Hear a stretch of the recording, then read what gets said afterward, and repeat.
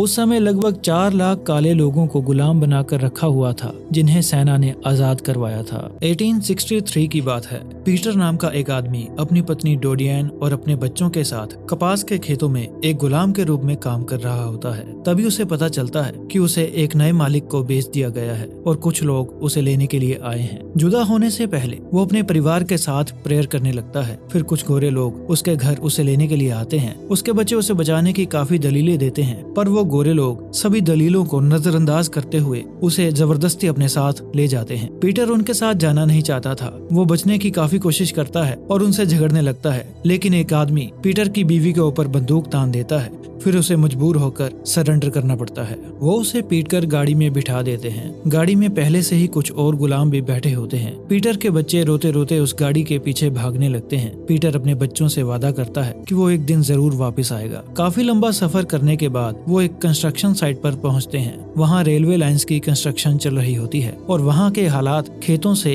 100 गुना बदतर होते हैं। जिन गुलामों ने भागने की कोशिश की होती है, उनके सर काटकर एक वार्निंग के रूप में मेन गेट के ऊपर लटकाए होते हैं। सभी गुलामों को पिंजरे में सुलाया जाता है। गुलामों की कड़ी मेहनत और अच्छा व्यवहार करने के बावजूद भी गोरे उन गुलामों को मारते पीटते थे और उनको जलील करते थे। अपने इन अत्याचारों को सही ठहराने के लिए वो बाइबल का हवाला देते थे। वहाँ बहुत सारे जंगली कुत्ते भी होते हैं, जिनका इस्तेमाल वो किसी गुलाम के भाग जाने के बाद उसे पकड़ने के लिए करते हैं। अगर कोई गुलाम दुर्व्यवहार करता है तो उसे चाबुक मारे जाते हैं। कई बार उनके चेहरे पर लोहे की गर्म सीख से स्टैंप लगाई जाती है और कभी उन्हें मैदान के बीचों बीच गोली मार दी जाती है। फैसल वहाँ का बॉस होता है। 2 आदमी फैसल के राइट हैंड होते हैं, जिनका नाम हैरिंगटन और नॉल्स होता है। फैसल ने उन दोनों को भी गुलाम ही खरीदा था, लेकिन उनके शिकार करने के तरीके देखकर उसने उनको अपने गार्ड्स में शामिल कर लिया। पीटर वहाँ अच्छा व्यवहार करने की कोशिश करता है, लेकिन जब वो अपने दोस्त गॉर्डन के गिरने पर उसकी मदद करता है, तब एक पहरेदार उस पर चिल्लाने लगता है।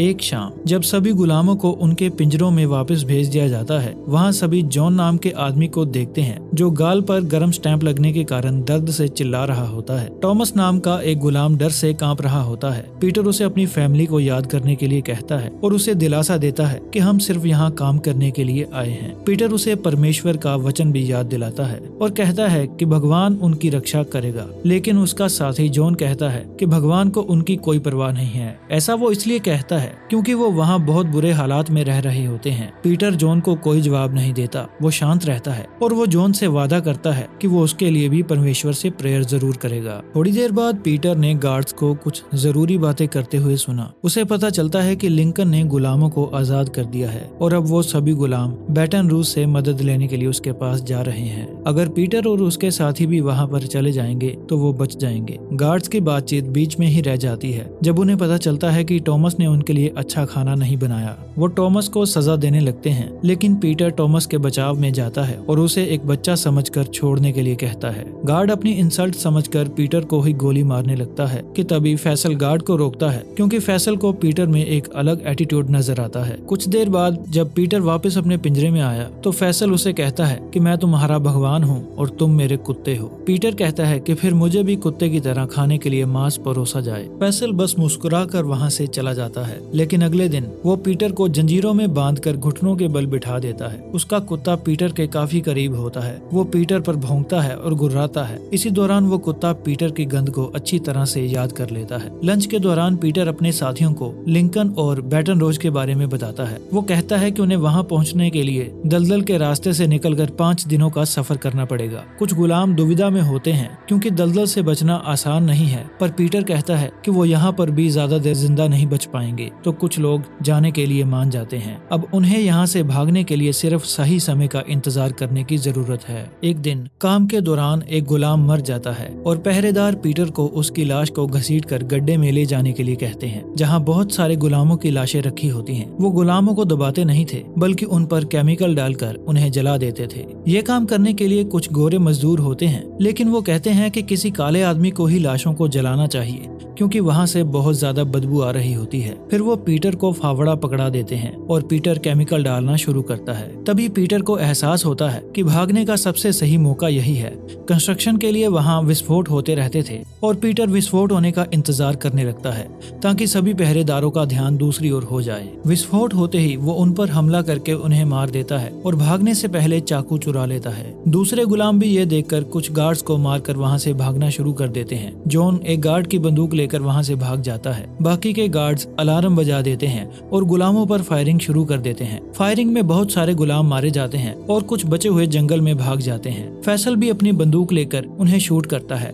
फैसल पीटर पर गोली चलाता है लेकिन पीटर उससे बचकर भाग जाता है। वो पीटर को पकड़ने के लिए अपने लोगों को भेजता है और कुत्तों को भी खुला छोड़ देता है। पीटर अपने साथियों के साथ दलदल के रास्ते को ढूंढने में सफल हो जाता है और वो सभी दलदल में जाने लगते हैं। लेकिन टॉम्स दलदल में मगरमच्छ को देखकर घबरा जाता है और वो दलदल में नहीं जाता। इसी दौरान फैसल का कुत्ता आकर टॉम्स को पकड़ लेता है और उसे काफी जख्मी कर देता है। फैसल उसे अपने पास बुलाता है और पूछता है तुम्हारे बाकी साथी कहाँ गए हैं, पर टॉम्स उन्हें अपने साथियों के बारे में कुछ नहीं बताता। फैसल कहता है कि अगर वो उसे अपने साथियों के बारे में बता देगा तो वो उसकी जान बख्श देगा। टॉम्स कहता है कि उसे बस इतना पता है कि उसे दलदल में जाना है और जब वो दलदल में जाता है तो फैसल उसे पीछे से गोली मार देता है। दूसरी तरफ पीटर, जॉन और गॉर्डन दलदल को सुरक्षित पार कर लेते हैं। पीटर कहता है कि अब उन्हें किसी दूसरी दलदल को पार करके आगे बढ़ना चाहिए, पर जॉन उसके फैसले पर भड़क जाता है। वो कहता है कि वो किसी से भी ऑर्डर्स नहीं लेगा, वो अपना फैसला खुद करेगा। फिर जॉन अपनी बंदूक लेकर वहाँ से दूसरे रास्ते की ओर चला जाता है। गॉर्डन पीटर के साथ रहने का फैसला करता है, लेकिन पीटर को लगता है कि अगर वो अलग अलग हो जाएंगे तो उनको ट्रैक करना मुश्किल होगा। पीटर गॉर्डन को याद दिलाता है कि उसे लिंकन की तोपों की आवाज का पीछा करना चाहिए और इतना सुनने के बाद गॉर्डन जंगल के बीच अपना रास्ता तलाश करने के लिए निकल जाता है।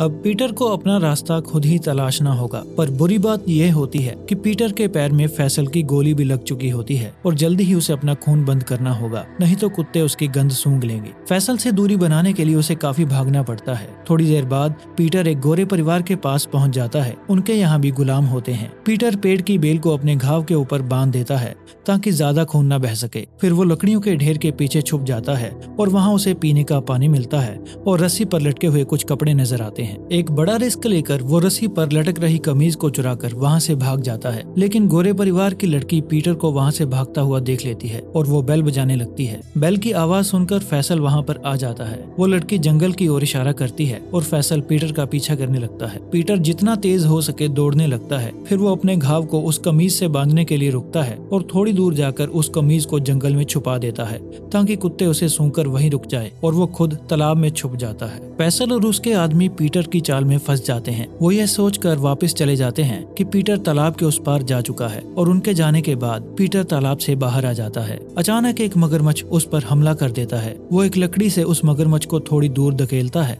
और बाद में अपने चाकू से उसे मार देता है। उस समय पीटर की पत्नी एक बहुत बुरे सपने से जाग जाती है। उसे एहसास होता है कि पीटर किसी बहुत बड़ी मुसीबत में है। उसके बच्चे भी जाग जाते हैं और उन्हें अपने पिता की चिंता होने लगती है, लेकिन पीटर की पत्नी उनसे कहती है कि वो जल्दी ही घर वापस आएंगे क्योंकि वो बहुत बहादुर हैं और वो हर कठिनाई का सामना कर सकते हैं। रात में पीटर एक पेड़ के ऊपर छुप जाता है और चाकू निकालकर अपने शरीर पर चिपके हुए परजीवी कीड़ों को हटाने लगता है जो दलदल में उससे चिपक गए थे। इसी वजह से उसके आसपास के पौधों पर उसका खून टपकता है। फिर फैसल और उसके लोगों को मरे हुए मगरमच्छ के बारे में पता चलता है और उन्हें समझ आ जाता है कि पीटर अभी जिंदा है और वो यहीं से भागा था। वो रात को वहीं पर डेरा डालकर मगरमच्छ की दावत खाते हैं। हैरिंगटन पीटर की काफी तारीफ करता है और कहता है कि वो बहुत बहादुर है। फैसल उसकी बात सुनकर उसे डांटने लगता है। वो कहता है कि मेरे पिता ने मुझे एक बात सिखाई थी कि अगर आप काले लोगों को एक छोटी सी चीज भी दोगे तो वो और ज्यादा मांगेंगे और धीरे धीरे हमारी नौकरी और हमारी जमीन पर भी कब्जा कर लेंगे। अगले दिन पीटर धीरे धीरे आगे बढ़ रहा होता है। वो अपने शरीर को कीचड़ और जानवरों के मल से ढक लेता है ताकि उसके सर पर मंडराती हुई मधुमक्खियां डंक न मार सकें और साथ में उसके शरीर की गंध कुत्ते भी सूंघ नहीं पाएंगे। इसके बाद उसे एक और दलदल को पार करना होता है तो वो अपने परिवार के बारे में सोचता है और अपने डर को काबू करने के लिए प्रार्थना करता है। अचानक से उस पर सूरज चमकता है तो वो इसे एक पॉजिटिव साइन समझता है और आगे बढ़ता है। फैसल अपने लोगों को अलग अलग ग्रुप्स में डिवाइड करके पीटर की तलाश करने के लिए कहता है। अब पीटर को एक पेड़ के ऊपर बना ट्री हाउस मिल जाता है जहाँ पर पीने के लिए पानी और थोड़ा खाना भी होता है। वहाँ पर कुछ गर्म कोयले भी होते हैं और पीटर उनसे अपना चाकू गर्म करके अपने घाव को थोड़ी गर्मी देता है। है। इसके बाद वो जलता हुआ कोयला बाल्टी में डालकर एक पेड़ के ऊपर चढ़ जाता है और मधुमक्खियों के छत्ते की ओर बढ़ने लगता है। धुआं देखकर मधुमक्खियां डर जाती हैं और पीटर शहद निकाल लेता है। फैसल धुआं देख लेता है और वो पीटर की ओर घोड़ा दौड़ाना शुरू कर देता है, लेकिन पीटर वहाँ से जाने वाला होता है। ट्री हाउस के पास एक नाव भी होती है जिसमें एक सांप छिपा होता है। पीटर उस सांप को लकड़ी की मदद से बाहर निकालता है और नाव में बैठकर शहद का मजा लेते हुए वहाँ से चला जाता है। फिर हम डोडियन को देखते हैं। उसका मालिक कहता है कि उसने किसी नए मालिक को उसे बेच दिया है और नया मालिक उसे 2 दिन में ले जाएगा। उसके बच्चे उसके साथ नहीं जा सकते क्योंकि उसका नया मालिक उसे एक नया पति भी देगा। डोडियन को ये खबर सुनकर बहुत दुख होता है। वो यहीं पर रुककर अपने पति के वापस आने का इंतजार करना चाहती है, इसलिए वो एक बहुत बड़ा फैसला करती है ताकि वो नए मालिक को बेची ना जा सके। वो वहाँ पर रखी एक मशीन के पास जाती है और उसमें अपना हाथ डालकर खुद को बहुत बुरी तरह से जख्मी कर लेती है और इस सबको एक एक्सीडेंट होने का दिखावा करती है। उधर फैसल का कुत्ता पीटर का खून सूंघ लेता है और उसे ट्री हाउस के पास ले जाता है। उन्हें नदी पार करने से पहले पीटर की लोकेशन का पता चल जाता है। पीटर जंगलों में अपने रास्ते की ओर बढ़ रहा होता है, तभी उसे वहाँ पर जॉन मिलता है। लेकिन जॉन पीटर से मिलकर खुश नहीं होता क्योंकि अब फैसल और उसके आदमी जॉन को पकड़ने के लिए भी उसका पीछा करेंगे। पीटर कहता है कि अब उसका पीछा नहीं हो रहा है। वो जॉन को अपनी गंध छुपाने का तरीका भी बताता है, लेकिन जॉन उसका कोई ऑर्डर सुनना नहीं चाहता था और वो वहाँ से दौड़ने वाला ही होता है कि तभी वो कुत्तों के भौंकने की आवाज सुनते हैं। पीटर जल्दी से एक सूखे पेड़ के तने में छिप जाता है और जॉन एक ऊंचे पेड़ के ऊपर चढ़ जाता है। जॉन ने अपनी गंध छुपाने के लिए पीटर की बात नहीं मानी होती तो कुत्ते उसे पकड़ लेते हैं और फैसल के आदमी उसे नीचे आने के लिए कहते हैं, लेकिन जॉन सरेंडर करने से मना कर देता है। फैसल उसे गोली मारकर नीचे गिरा देता है और पीटर के बारे में पूछता है, लेकिन जॉन उसे पीटर के बारे में कुछ नहीं बताता। फैसल कहता है कि वो उसका सर काटकर हैरिंगटन को दे देगा ताकि वो उसको मेन गेट के बाहर लटकाकर दूसरे गुलामों को भागने का अंजाम बता सके। पीटर अपने दोस्त की मौत को देख नहीं पाता और अपनी आंखें बंद कर लेता है। वो उसकी आत्मा की शांति के लिए परमेश्वर से प्रार्थना करने लगता है। उनके वहाँ से जाने के काफी देर बाद वहाँ पर बारिश होने लगती है। तब पीटर सिर्फ ये देखने के लिए बाहर आता है कि उसके दोस्त जॉन को उन्होंने कैसे मारा है और जब वो जॉन को देखता है तो उसकी रूह कांप जाती है और इसी दुख के बोझ को लेकर वो बहुत दूर तक पैदल चलता है। अचानक पीटर को वहाँ घोड़े दौड़ते हुए नजर आते हैं, जिनमें से एक घोड़े को आग लगी होती है। पीटर उसी दिशा में जाने लगता है जहाँ से वो घोड़े आ रहे थे और थोड़ी दूर जाकर उसे एक घर नजर आता है जिसे आग लग चुकी थी। वहाँ पर गोरों की एक फैमिली रहती थी, लेकिन सभी लोग मर चुके होते हैं। ऐसा लगता है कि वहाँ पर बंदी बनाए गए गुलामों ने लिंकन के समाचार को सुन लिया है और गोरों से बदला लेने के लिए उन्हें मारकर घर को आग लगा दी है। पीटर अपना चाकू निकालकर उस घर में चला जाता है और धीरे धीरे सभी कमरों की तलाशी लेने लगता है। जब वो खाने की टेबल पर पहुंचता है तो इतने दिनों बाद खाना देखकर वो खाने पर बुरी तरह से टूट पड़ता है और जल्दी जल्दी खाने लगता है। तभी उसे कुछ आवाज सुनाई देती है। जब वो आवाज का पीछा करते हुए वहाँ जाता है तो वो देखता है कि एक लड़की फर्नीचर के नीचे दबी होती है जो मरने वाली होती है। पीटर उस लड़की को उठाकर बाहर ले जाता है और उसकी जान बचाने की कोशिश करता है। वो लड़की पीटर को अपने गले का क्रॉस पेंडेंट दिखाती है। पीटर समझ जाता है कि उसे प्रार्थना की जरूरत है। पीटर उस लड़की की मदद करने में इतना बिजी हो जाता है कि उसे अपने पीछे से आते हुए हैरिंगटन के बारे में पता नहीं चलता। हैरिंगटन उस पर बंदूक तान देता है और उसे अपना चाकू फेंक कर उस लड़की से दूर हटने के लिए कहता है। जब पीटर ऐसा करता है तो वो लड़की मर जाती है। उसकी मौत से पीटर बहुत गुस्से में आ जाता है और वो क्रॉस पेंडेंट से हैरिंगटन को मार देता है। नोल्स भी वहाँ पर आ जाता है। पीटर बड़ी तेजी से हैरिंगटन की बंदूक से उसे गोली मारकर घायल कर देता है। नोल्स पीटर को समझाने लगता है कि एक मगरमच्छ को मारने वाले बहादुर आदमी को फैसल अपनी फौज में एक बड़े ओहदे पर शामिल कर लेगा, पर पीटर उसे सबसे खराब ओहदा कहकर मार देता है। कुत्तों के भौंकने की आवाज सुनकर पीटर को फैसल के आने का पता चल जाता है। वो खेतों में जाकर छुप जाता है और जब फैसल का कुत्ता उसके नजदीक जाता है तो वो उसे गोली मार देता है। जब फैसल अपने खास चमचों की डेड बॉडीज को देखता है तो उसे बहुत गुस्सा आता है और वो किसी भी कीमत पर पीटर को पकड़ने का फैसला करता है। अगली सुबह पीटर एक बीच पर जाता है जहाँ पर गोरे लोगों की बहुत सारी डेड बॉडीज होती हैं। उन लोगों को लिंकन की सेना ने मारा होता है जो गुलामों को बचा रहे होते हैं, पर वहाँ पर कोई भी नहीं होता। थोड़ा आगे जाकर पीटर को तोपों की आवाज आती है। जब वो आगे जाकर देखता है तो उसे समुद्री जहाज नजर आते हैं। पीटर समझ जाता है कि लिंकन की सेना नजदीक ही है। अपनी आजादी की खुशी में पीटर दौड़ने लगता है, लेकिन तभी पीछे से फैसल उस उस पर हमला कर देता है। फैसल पीटर को मीट ऑफर करता है जो पीटर ने तब मांगा था जब वो पिंजरे में कैद था। फैसल उसे भीख मांगने के लिए कहता है पर पीटर ऐसा नहीं करता, तो फैसल गुस्से में उस पर अपनी बंदूक तान देता है और कहता है कि वो उसका भगवान है। इससे पहले कि फैसल पीटर को गोली मार पाता, कोई और फैसल को शूट कर देता है। पीटर फैसल की डेड बॉडी से कहता है कि वो किसी का भगवान नहीं है। फैसल को लिंकन की आर्मी ने गोली मारी होती है और वो पीटर को बचाकर कैंप में ले जाते हैं। गोली लगने की वजह से पीटर के पैर में इन्फेक्शन फैल गई थी। वो काफी दिनों से जंगलों में इधर उधर भटक रहा था, जिसकी वजह से पीटर बहुत ज्यादा कमजोर हो चुका था। कैंप में कुछ दिनों के लिए उसका इलाज होता है। बिस्तर पर लेटे हुए पीटर अपनी फैमिली के बारे में सोच रहा होता है। कुछ दिनों के बाद पीटर ठीक हो जाता है और वो अपनी फैमिली से मिलने के लिए एक सैनिक से परमिशन मांगता है, लेकिन गुलाम होने की वजह से उसके पास कोई भी आईडी प्रूफ नहीं होता